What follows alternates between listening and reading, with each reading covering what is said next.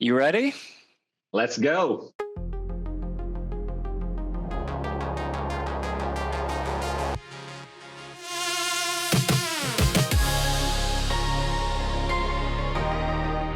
Okay, so welcome to the Brothers Saga podcast, where we're democratizing filmmaking with AI. I'm Russell Palmer, the co-founder and CEO of Saga, and joined by my brother, Andrew Palmer, our co-founder and chief story officer. So today we are thrilled to have Dustin Hollywood, Newport, Kentucky-based generative visual systems architect, an AI filmmaker, a creative director, a system designer, a cinematographer, a photographer. I could go on.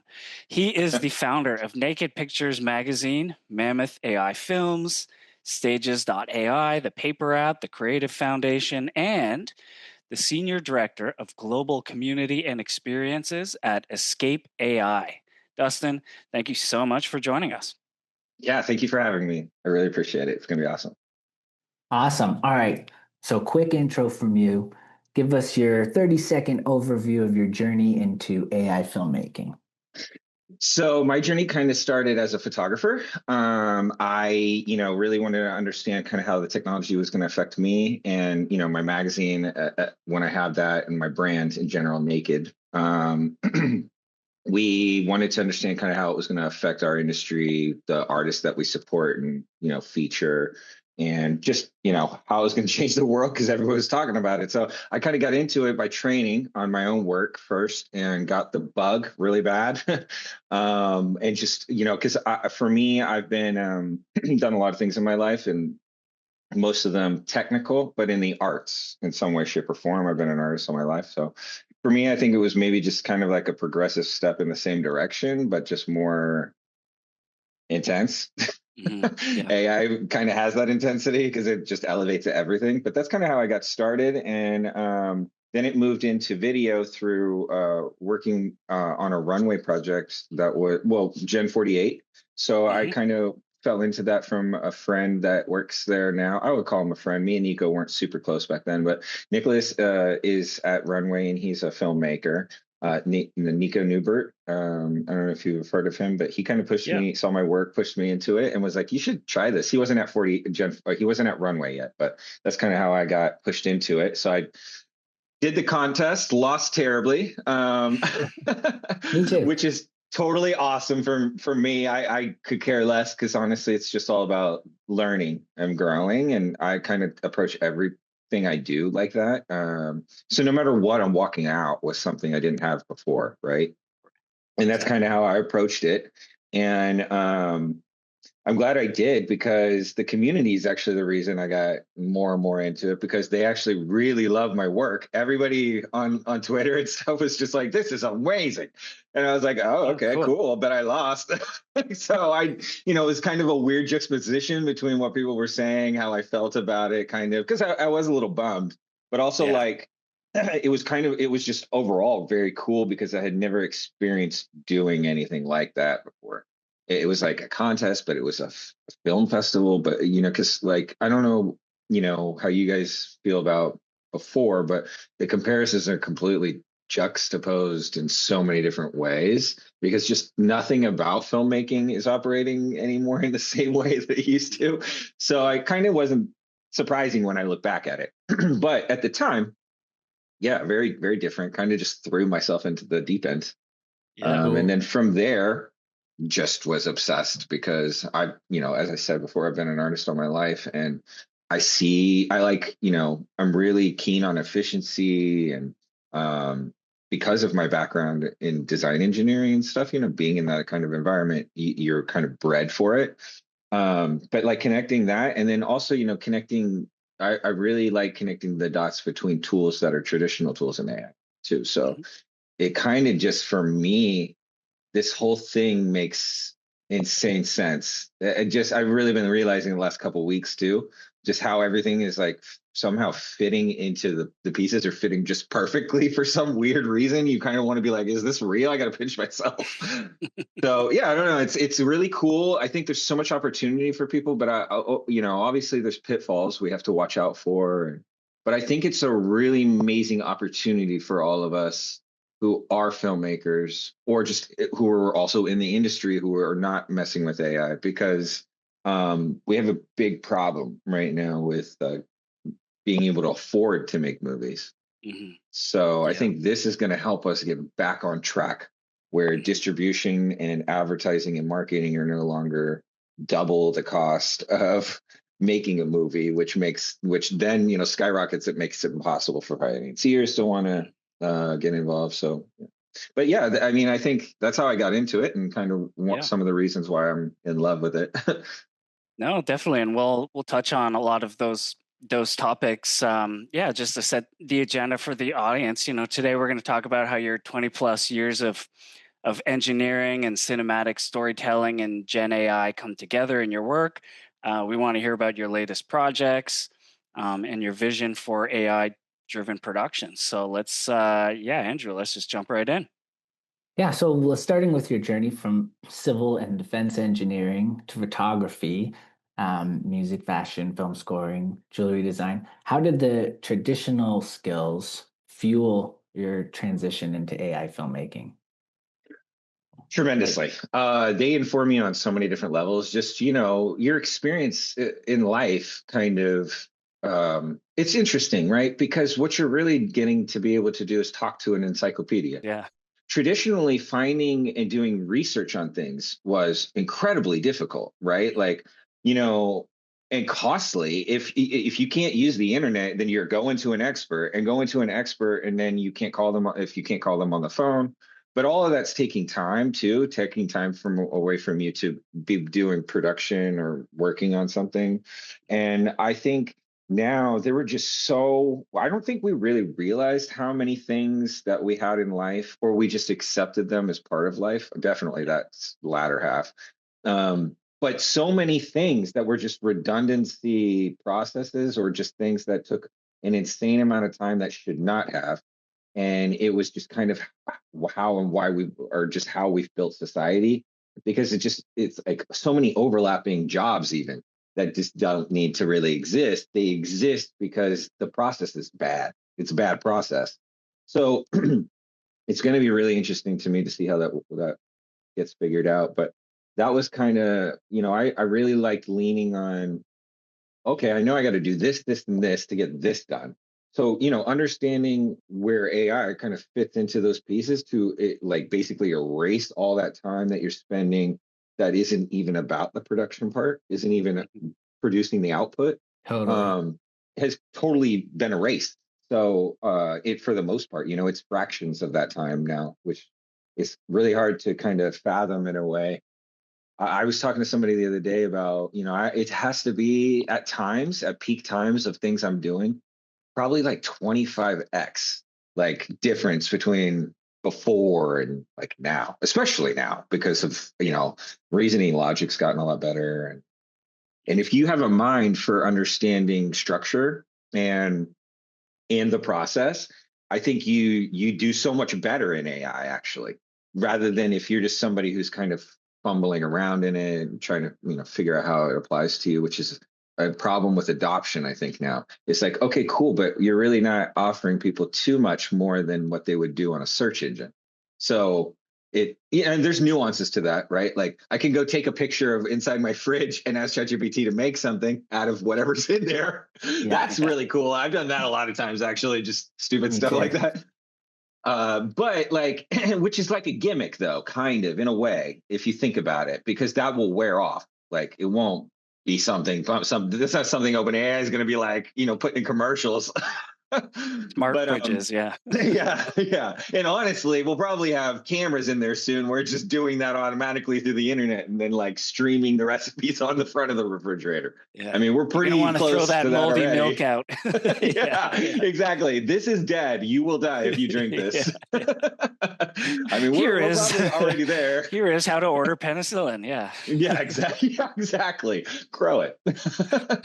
But funny enough, I'm actually deathly like allergic to penicillin. Oh, okay. But yeah, not to get off subject. But but yeah, like that was kind of like, you know, for me, connecting those dots, because production for me was an enormous thing. Like I said, whether it was like me as an engineer, because I think about a lot of the stuff that I do, like in corporate, how this stuff would apply, right? Data and how you can streamline, even like the software that I used.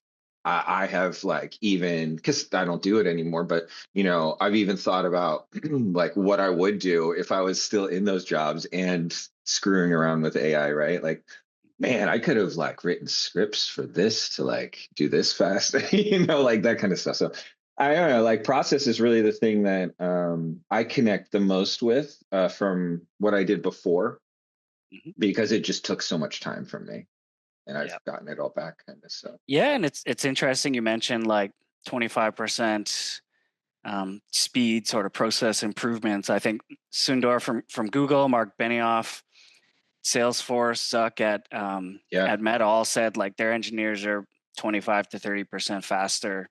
Yeah, I mean, you have to be, if you're proficient in something, and exponentially more things than that, then it becomes so much more obvious.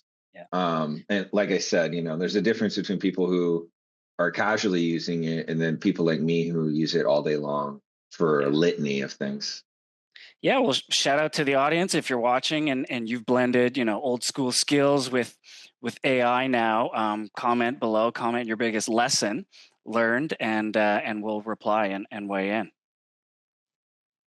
Andrew, do you want to take the next one? So, how do your traditional engineering and visual skills give you an edge in building AI innovation today? Ooh, great question. I think tremendous. I joke with my friend, or my friends joke with me, they said it to me before, and I kind of see it more now than ever before. But especially because so many things I'm building. But it's interesting because systems engineering in and of itself is kind of universal. It's just different application. Like whether I'm designing the wing of an A320 Neo, or I'm designing software, it all kind of has to connect and work the same ways. There's just a difference, like I said, in application. And I think I apply a lot of that, risk mitigation, planning and R&D, and and understanding like how to quickly do those things versus kind of figuring it out as you go, because I don't have that issue. There's no learning curve for me on any of this stuff. So it's really about just kind of taking because AI is just a bunch of algorithms. The ML stuff is not new. We've had this for a long time. It's just the only new thing about this is that we've applied natural language prompting structure to it. So it's very different in that sense, but we've been doing a lot of this stuff forever. I mean, we would do machine learning algorithms on flight testing, engine testing, all kinds of different things. And it is really interesting. I mean, before AI came about, some of the things that I was pitching at the company I was working at the time, which was UTC, United Technologies, and they do a ton of structural design for Boeing, like all of the nacelles. Do you know what a nacelle is? So it's kind of like the engine the encasing that sits around the engine underneath a wing. So when you look out the wing, so when you look outside at the wing, what you're really looking at is the nacelle structure. The engine is in the very center of it. And that's, that whole thing is where all the safety is. It's where the brake system is for a thrust reverser. So it's that thing that opens up and goes woo whenever you land.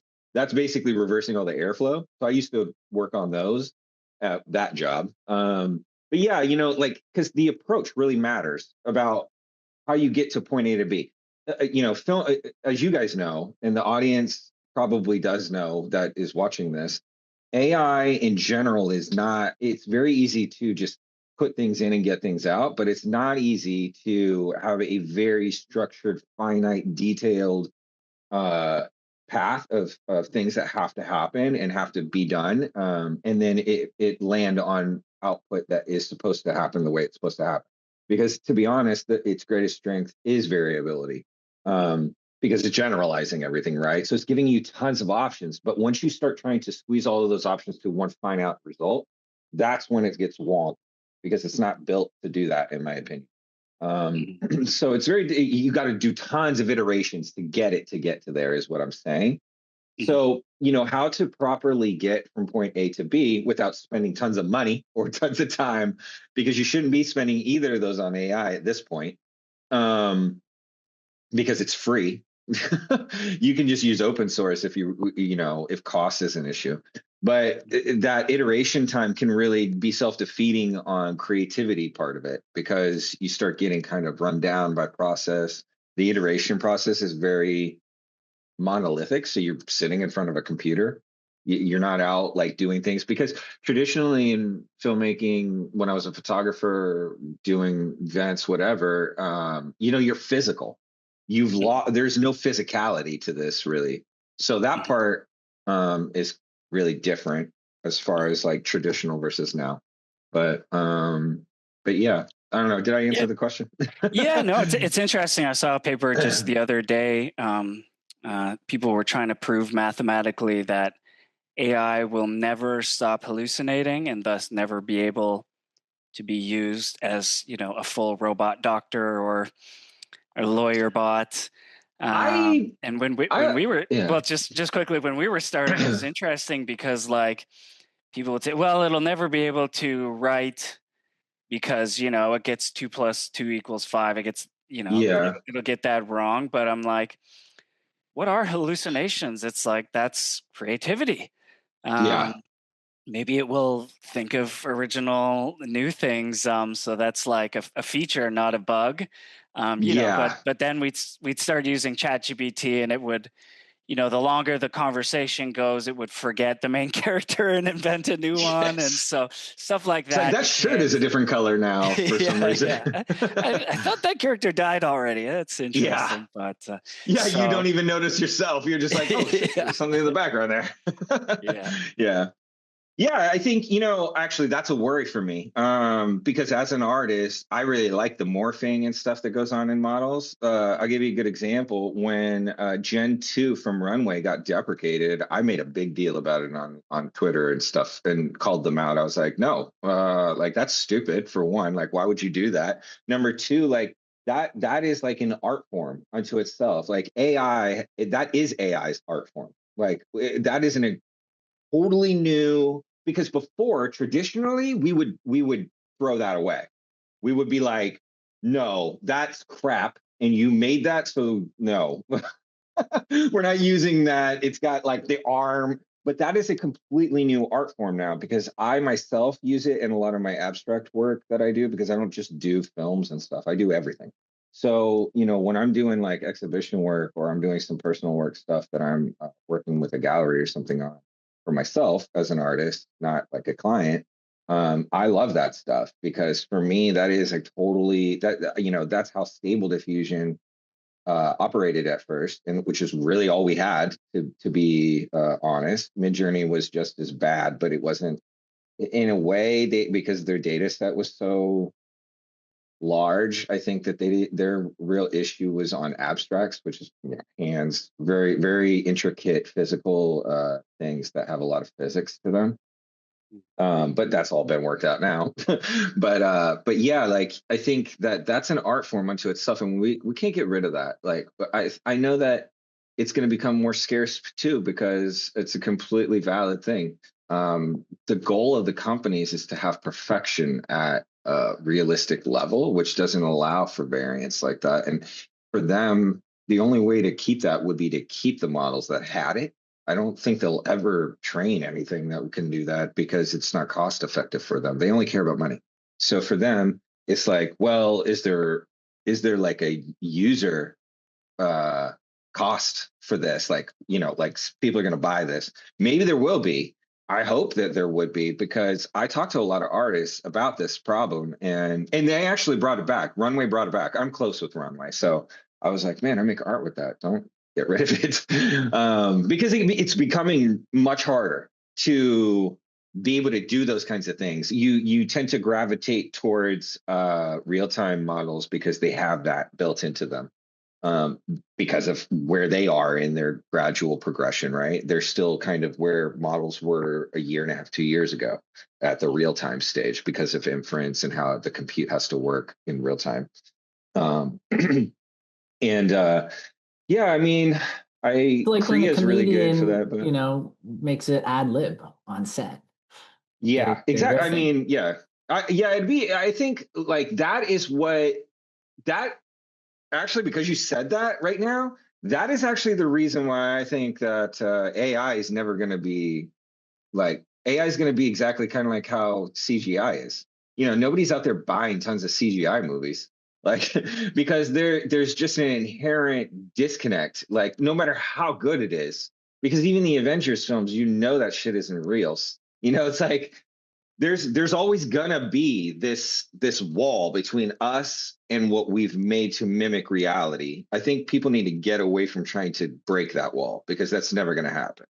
No matter how realistic, our brains know this is not realistic because we ourselves know that before we go into it. So you've already kind of planted that seed, unless you're lying to people and you're just putting them in things that are like we're in the Matrix. Right.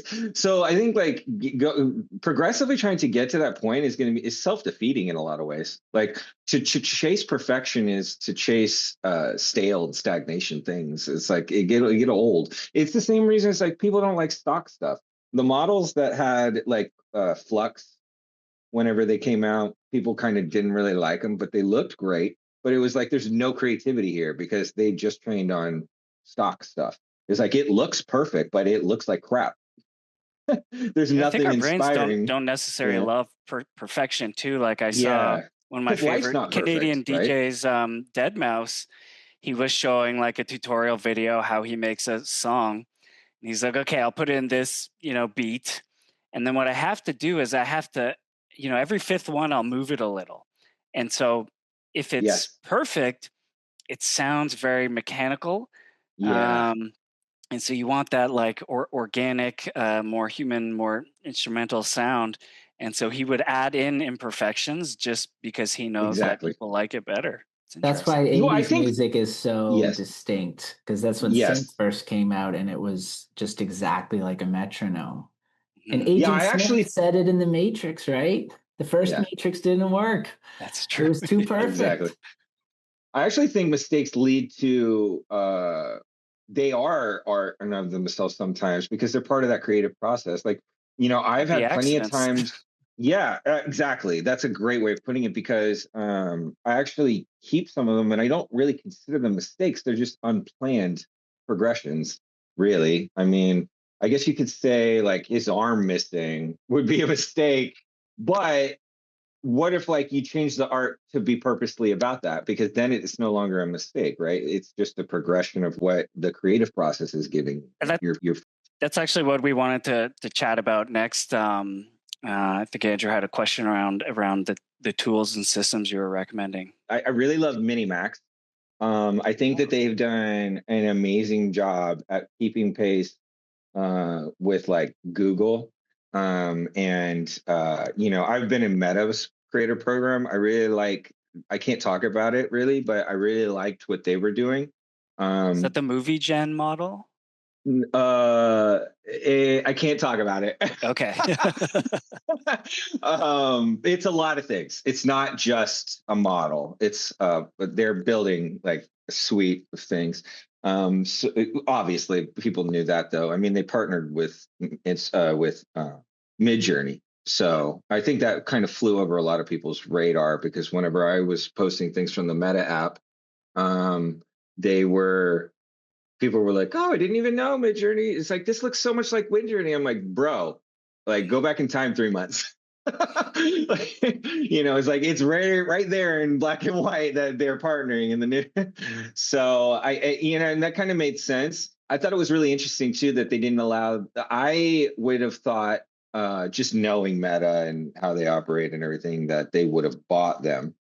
And I think that that's a testament to Nick and them running Midjourney that they didn't allow them to, because they haven't had to take anybody's money. I mean, they're swimming in more money than everybody else, I think, actually, generatively, because they had like the only overhead they have is like GPU compute, really, and because their staff is quite small. And if you think about it, man, they've got upwards of 20 million users a month. The platform isn't free, so at the very minimum, $10 a pop times 20 million. I mean, that's like, $250 million that you're bringing in a revenue just on that level, because I pay $120 a month for Midjourney to be able to do. It's mostly because I like being able to fast hour stuff. I like using it for previs to kind of just iterate on different styles and look at different ways I can get things. It's the best model for that. I think it's going to be genius for previs. Midjourney will probably be used a lot in our world, filmmaking, for that. It'll never go away because it'll always be better than everybody else. The data sets are just going to keep expanding. And they started from the beginning about making stylistic approach their key differentiator, right? So all the other models are more about perfection and training on top of them, which I think that Midjourney will get better at that. It's like their mood board tool, and Style Creator is kind of that. But I know that the industry, at least people wanting to pay us to do this job, is moving more and more towards controlled, owned workflows. So that's like comfy UI, or being able to work in environments like Stages, like what I made, that you can own that because you can download models, work locally, or you can connect them to corporate models if you want, and you have your own APIs. Because the real cool thing about my software is that I took a different approach. For me, it's about I really want to focus on the freedom as a creator, because I'm an artist myself that built these things. So I built them for only an artist in mind, not really a business perspective. I mean, there's a business built around it, but it is artist first mentality. This needs to solve problems. This needs to feel good to use. Or I'm not going to do it because I wouldn't use it. So I built it with that mindset. And I think all my background, being in design, being in engineering, being a photographer, cinematographer, like I have a unique perspective on every vertical. So I like what I said in the beginning, experience matters, because the people with more of that experience can do a lot more in its application of AI and where it fits. And for me, it fit at that level. There's no one making Pro Tools. There's an enormous gap between what is a web app and like the Runway and Google. It's cool. They've got a lot of tools. They don't all talk to each other for the most part. You're manually doing that. And then on top of that, which is taking a lot of time, they don't all do everything. So you've got multiple windows and applications of things that you're working on, right? So the only real places that you can do that are wrappers, which are entirely focused on the business model for the reasons that they need to be, because they actually have a margin that they're paying too. So it's a double cost for them, and a lot and for them and the users sometimes, depending on how they structure the business. But because it's more cost effective to go get your own API, which is what I was thinking. I was like, okay, well, how when I approach business and problems creatively, I work backwards and reverse engineer them. So if this is the goal, what are the steps immediately progressing back that have to happen to get to that goal? And where can I stop and work from that is maybe a place that already has this kind of infrastructure, or I can piecemeal it, right? So for me, it was about the fact I don't like having to go to a ton of sites, ton of things. But when I do that, I also don't like having to pay more for it through a wrapper. And then even that wrapper, sometimes they're extremely limited too, because you're only getting so many credits and you hit a wall and then you're spending more and more money. It's much more cost effective to build something around ownership from yourself, from that standpoint, where I can go get an API for yourself. Anybody can do this. Any API, they're different accounts than your regular user account. But you go get it, you put in the money, because honestly, you're not unless you're using that model all the time, which in my world is not the case. Everyone uses everything, because not everything works for the use case. Like if a client comes to me and says, I need this arm, this to do this, I need them to move in this direction, say this kind of, I'm not going to use it. Not every single model is good at every single thing. So, I need to kind of be a variable to my client. Like, okay, you give me what you need. I'm going to filter it through my experience with every single model that I've ever used, and then I'm going to, because I know personally which one is going to be able to do what based on what they're telling me, how I will approach that. So, with that in mind, you're not using every single model. So why would you want to pay? And then a lot of these places don't have rollover credits. They're dead at the end of the month. So it's like you're blowing tons of money and you don't even see it because of the way that it's done. It's very hard for a person to visibly be tracking that themselves, right? And have that kind of consciousness about it constantly because it's not visible, and you're doing it through credits which don't equal dollars necessarily to you. Not in the sense of like visually seeing it, right? So to me, I wanted to create something where somebody like me could have a professional suite of tools all in one place, and I can pick and choose what models I want to use through the services because I've put everything in there. You just come to the table with your thing. So if like even if you have a suite of tools that you like, say go get a file of AI API or replicate or Hugging Face. Bring that API, and then you have access to all of those models in the service, and then you can use them because I've built them into everything, Yeah. training, everything. So that was kind of my approach and why I built that. And then on top of that, there's a huge gap in professional tools. Like I said, Comfy UI is the only thing that really exists, and that is you. To be proficient in that is almost at the same level as Touch Designer. It's not. Touch Designer is the most complicated piece of creative software there is because you control every pixel and every piece of data within it in a 3D space. So it just does not compute as Touch Designer will be always bigger than I think because this only deals with AI as well. It's not the same thing, but it's extremely difficult because I mean, for people on a learning curve, if you've never messed with that kind of thing, or you don't have any kind of node-based experience, or you don't do technical work, it's going to be very hard for you in the future to get work. You've built end-to-end platforms like Yeah. Stages.ai and Paper App. What are the biggest challenges and wins that you found in development? I actually use Stages a lot more now. I like I like all of the video models for different things, but really I like my tool because I go into it and I'm doing everything. I do script writing in it. I take notes because the real cool thing about it is that I built like memory into it. And instead of how OpenAI and them have done it is I started from the top down kind of. AI was a staple in it, and then an agent, and then I built everything around that agent. So inside of Stages is called Q, and it sees every piece of content, everything you write, and it sees it all the time. So like if you're making something, it can help you iterate on that at the same time, and it's in every piece of software because it lives on top of everything. So you can move between all of the tools, and it never leaves you. And it can see everything that you're doing. It can also automate things going on in other tools for you. So it can get prompts started on things while you're working in something else. And I think like that is really where things need to head, is a more unified system like that, at least for professionals, because you would go tell an assistant or somebody to go do those things for you. So if there is not an ability to do that with AI, then you hit a wall, right? Yeah. So yeah, I kind of like everything. I use a couple models a lot. Runway. Also, I've been doing some stuff with them around their 4.5 models that we'll be able to talk about probably within a month or two. But yeah, I like to work on with companies, even if I don't use their tools right away or at all. But those are the main ones that I like to use. Well, And let's talk projects. OpenAI and yeah. Yeah, your recent work, like the Liquid Death ad, you threw in new AI films. Share what you're cleared to discuss. Oh, so I can tell you some cool stuff. So I am hold on, I have a list actually right here from the browser. God, there's like 18.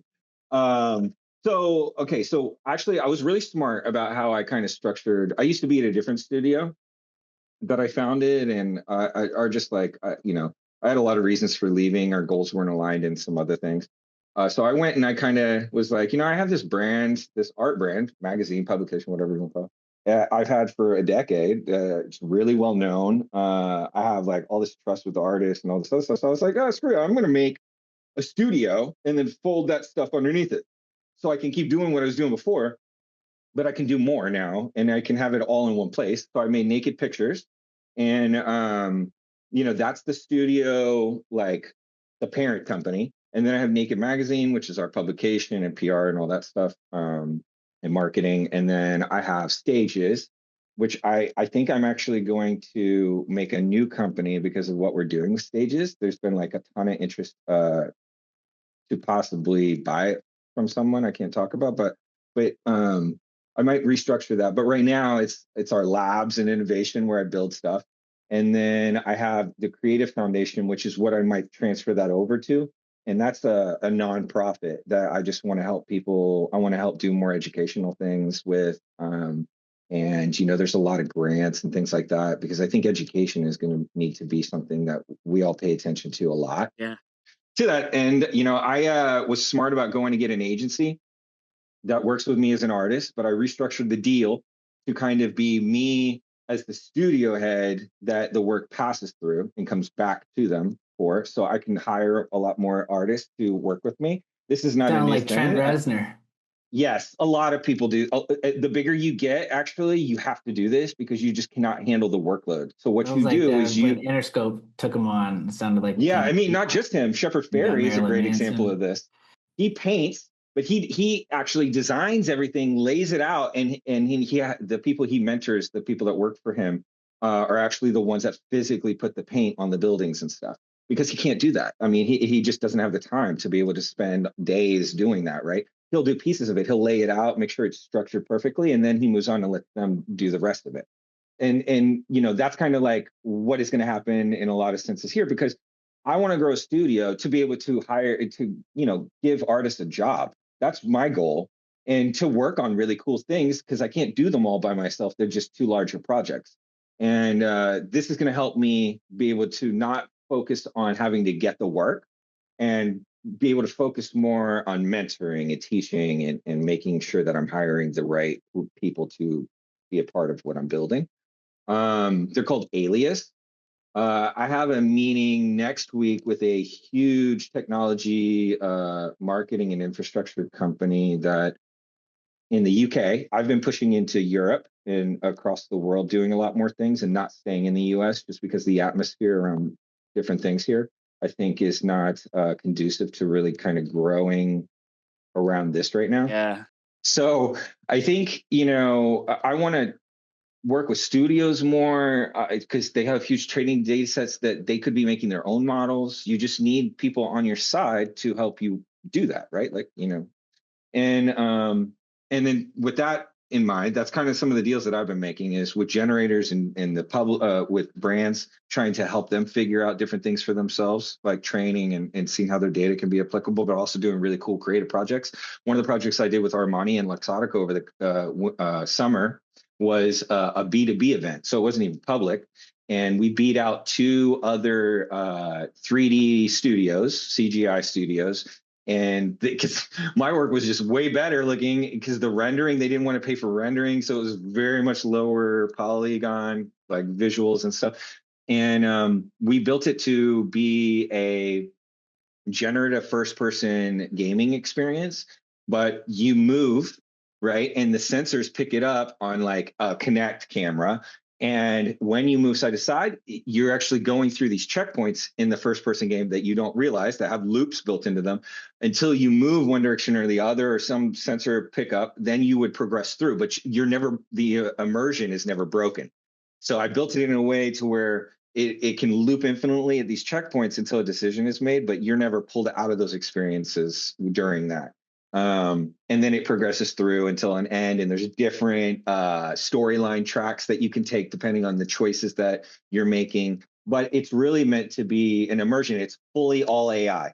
Even the back end, how it's being disseminated, or choices are being made between plot points and things. It's all built on AI as well.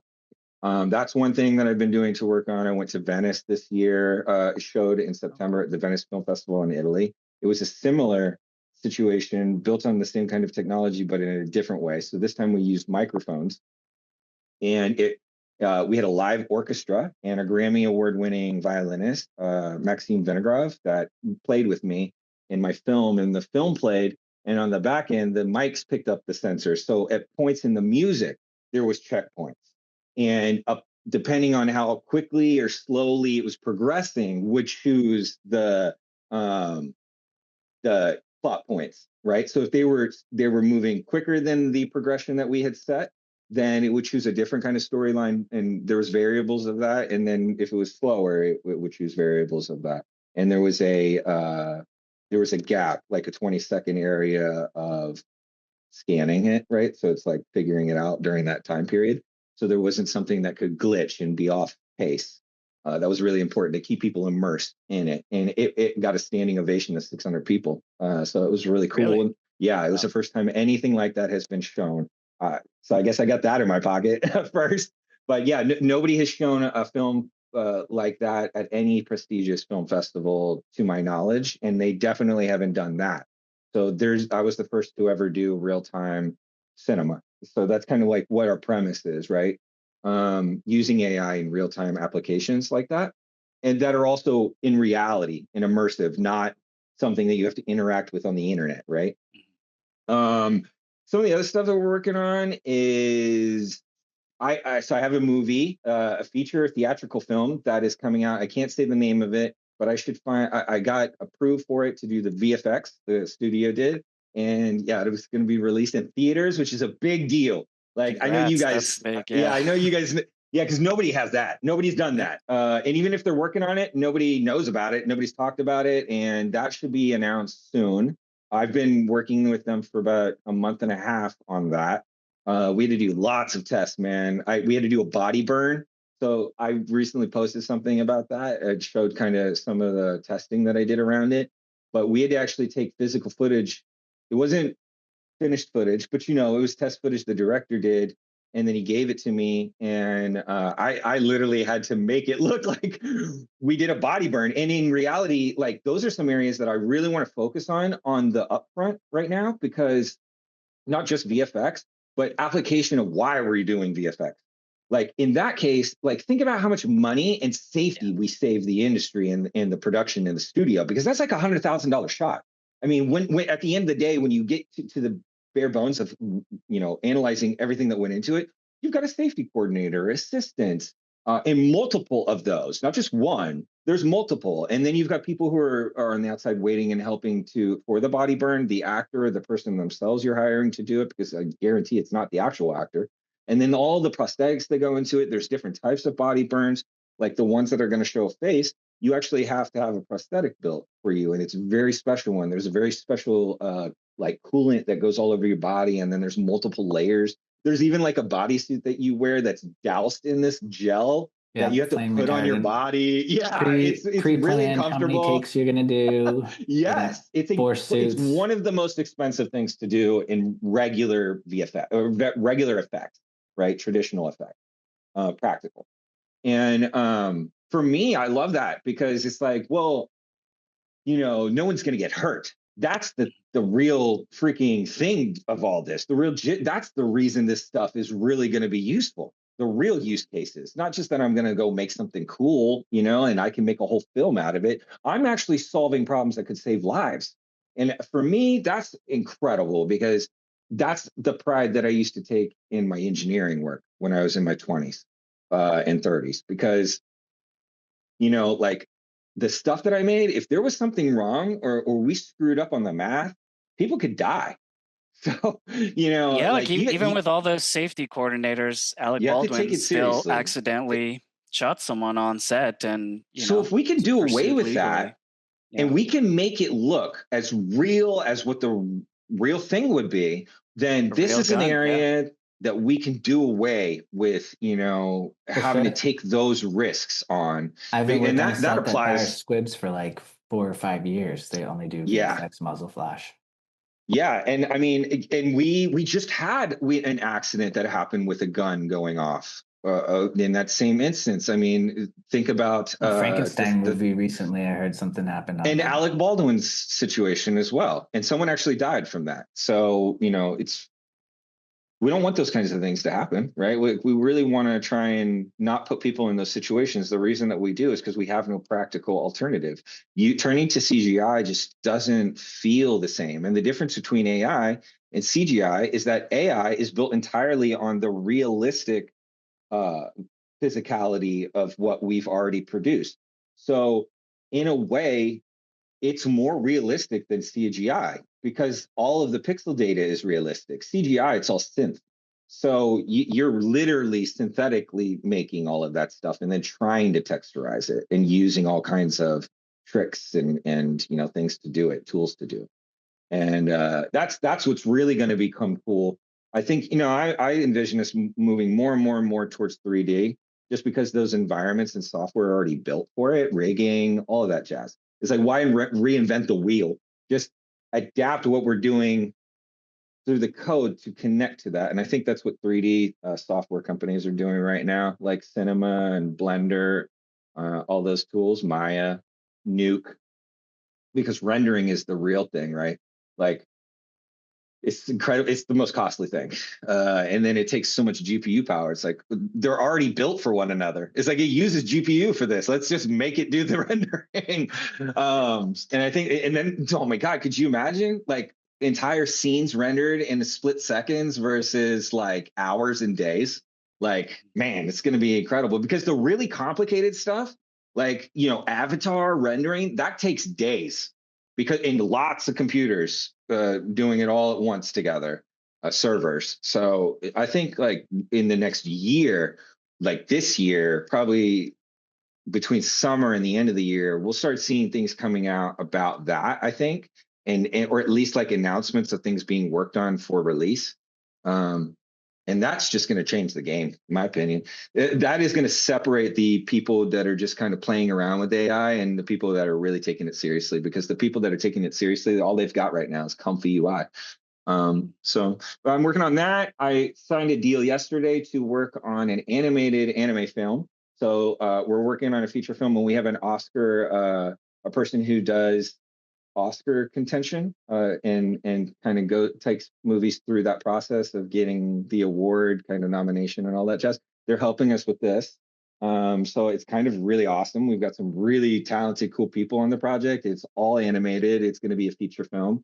I'm working on some more immersive real-time projects around presenting at Art Basel. And one of my dreams, I can say this because it hasn't happened yet, but my dream and the reason I really did the Venice thing is because I want to remake Fantasia in the age of AI.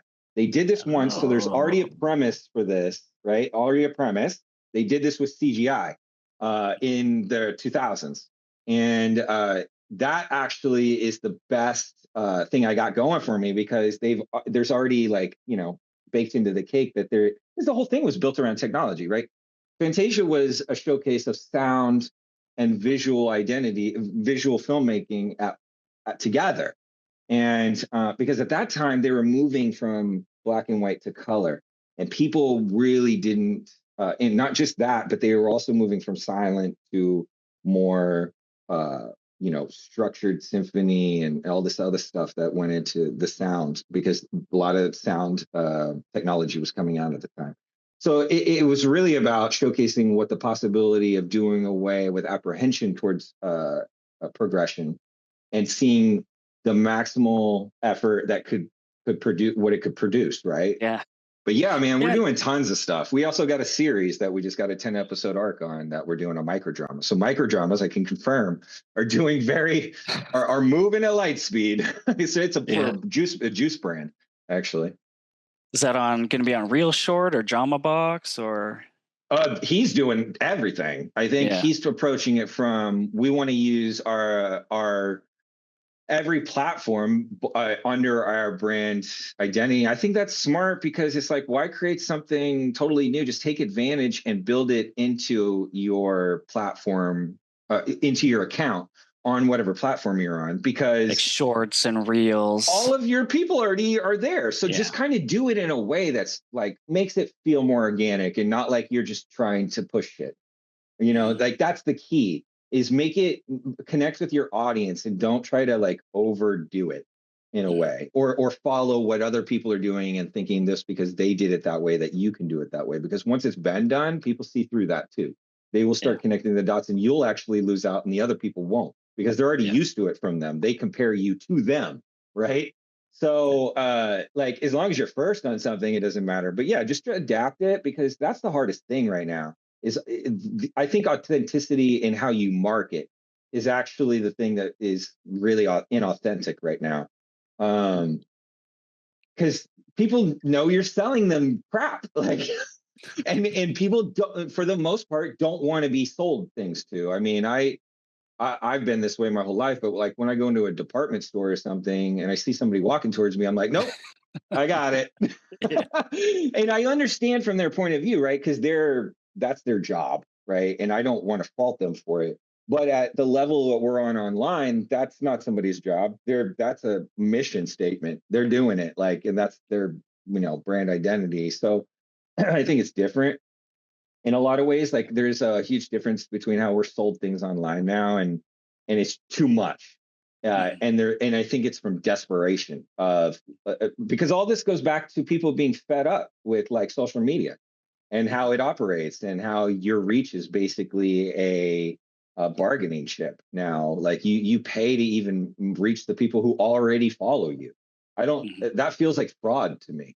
Like, they got us all into this, and then now they're basically like took it all away and said, now you need to meet the standards of an algorithm that only cares about advertising, not authenticity, or content, really. Because even the crap content that goes viral, look at TikTok. I mean, most of the time it's crap. It's not got any value. Human to it. slop instead of AI slop. Yeah, I love that. I'm going to start using dances and gimmicks if I'm allowed. Yeah, because we have an abundance of that, and I think it's more so that than anything else. It's those same people just using AI, and of course you're going to have bull crap like come out from that because those people were already producing them.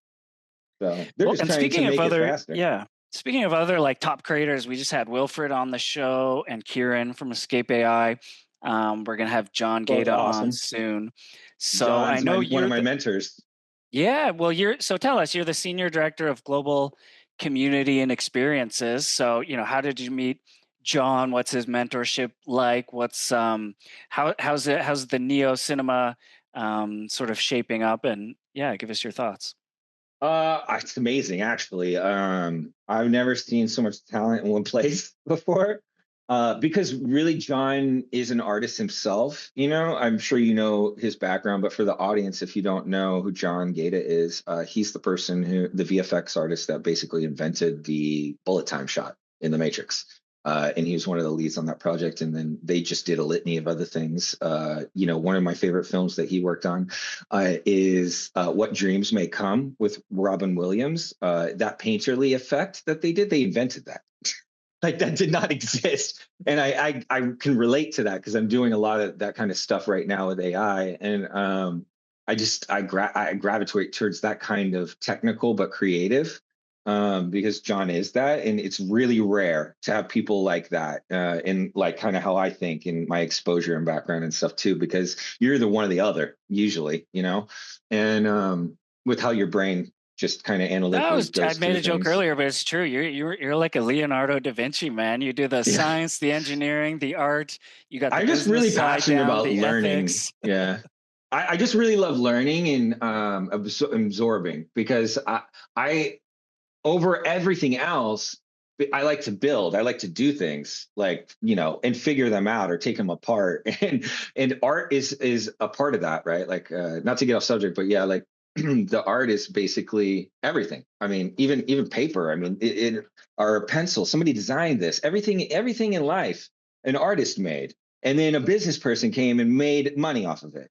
So it starts with the artist, though, and maybe those are the same people. But typically in our world, there are the people who are creating and dreaming, and then there's the people who are making money off of those people. But those people, the making the money off the people, those are the people that get glorified mostly and are at the top of society, which I think that should be flipped. It's like, if you want to make money off of me and what I can do, and you cannot do, then you're going to be below me and work for me, not the other way around. And I'm really hoping AI kind of fixes that in a lot of ways.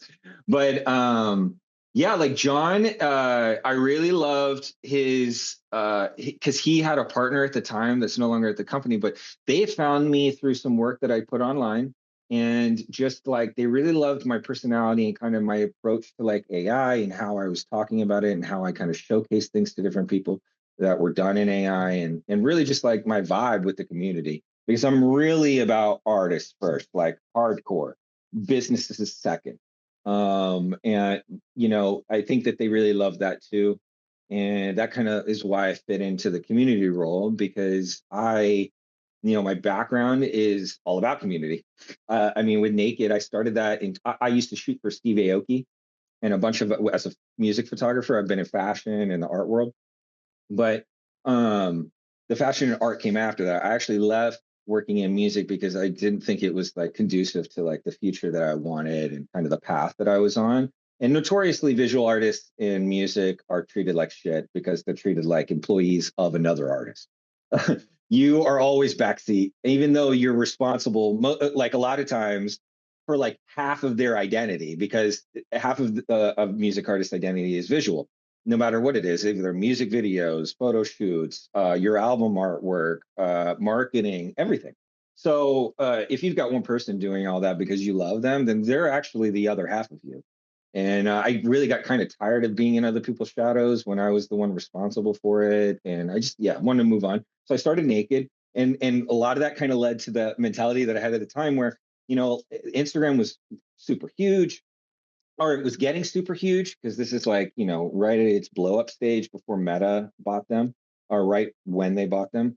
And you still didn't have an algorithm inside of it, right? And they had just gotten video and taken over Vine, and which was like what was that, like a 4-second, 3-second video app? You can only do that. Yeah, Vine. And but yeah, like, that kind of stuff kind of led me into doing NAKID. And I got really into supporting artists, and that's what the brand was all about, and working with artists and just connecting them with brands and making cool projects. That was really what it was all about. So now this is just kind of an evolution of that, what I'm doing now, just with a lot of AI and AI artists, and just taking that technology and then applying it to tons of different new art things, right? But back in the day, Instagram days, that was stuff was happening. There was tons of magazines, right? No shortage of people who had visibility at a platform level, but they only cared about artists that had a following. So, I thought that was disingenuous and just really shitty. And that was kind of where my focus was. My belief is, if the work is great, who cares how popular they are? Like, you should want to just show it because it's what really your identity comes from as a business, is having the keen eye to spot talent and then showcase that talent, and then let that make your notoriety in business untouchable and growth. Because really what people want is a cool factor. Not just that, they want to know that you have a sense of an inspiring fact about yourself as a brand, right? Like, yeah, you work with cool artists, or, like you can spot like cool talent, and then they make that makes brands and stuff want to work with you, because before they know who's the shit, or people who before they've even blown up. So that was like, my whole thing. And I think they definitely knew that, and it kind of led to that conversation too, because they worked with a lot of people and they get new artists all the time, but nobody kind of got that, offered to them. So I was really fortunate, and I'm really blessed to be able to kind of work with somebody who's super more talented than me. And it's really cool to have somebody like that see in you themselves, or just like, that they see the value of what you can do, and then just want to help you. It's like, really that mentor to mentality, because in the arts too, that was really missing. A lot of artists, once you get really big, see other artists coming up as like a threat. So, that's kind of where the gatekeeping kind of stuff comes from. People don't want to be replaced as artists, especially with how the arts and artists are treated in the world as far as a commodity goes. So I think, like, I got really lucky. And, with Escape, they're doing God's work for the arts. because all of these filmmakers, all of these people who felt, they never got their chance, or they were just gatekept, or whatever the reason was that they could never really pursue what they loved and were passionate about, which is storytelling in one way or shape or another. Yeah. I think with Escape, there is none of that. It's purely based on what you are presenting as a filmmaker, and we don't care about if it's just AI. It actually caters to every type of filmmaker. Really, you just need to show that you're good, like that you have something that people should see, and you have something to say, and also that that you're progressing, that you're good at what you do, and that you're kind of presenting it in unique ways. That's really all that matters. We want to see that you take it seriously, and that you're trying to push yourself, and that you're trying to make this whatever it is, because there's animators there. That show Love, Death, and the Robots, we have that filmmaker on the platform.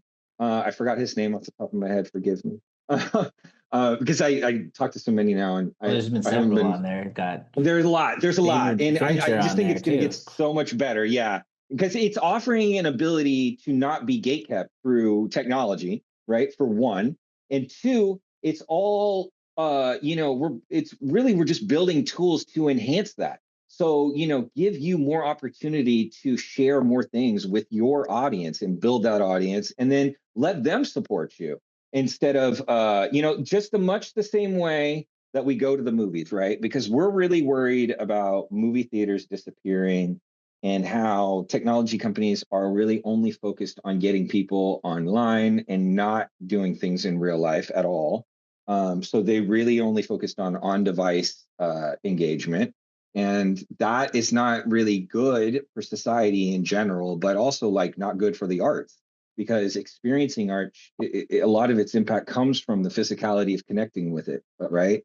Whether visually, auditorily, by touch, because if we lose that, we will lose part of ourselves as humans, I think. We've seen how detrimental that can be when you have isolation. Like, we just went through that.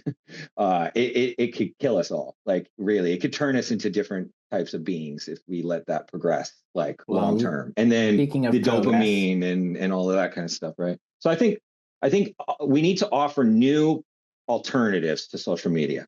This is a great way, because really it's just all we're doing is offering the tools and the space for an artist to flourish with their own audience, because there's no gatekeeping, right? Like, it is what you make it. So I really want to be a part of that kind of future and building, because it's definitely inherently part of me.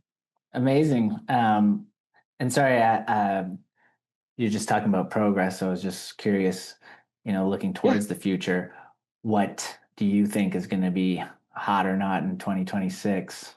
Ooh, yeah, good question. So I actually think, because a lot of investors and people put stuff out there all the time about, what they want to be hot so they make money. I think a lot of predictions usually around that are based around that fact.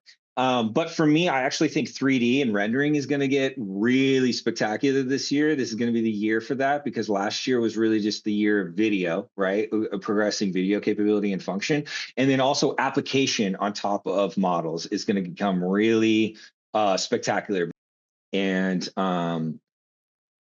beyond that, tool set wise, I think that you'll see a lot more gravitation towards open source too, because the companies complaining that they're not getting adopted is actually doing them a disservice, because it just looks like desperation.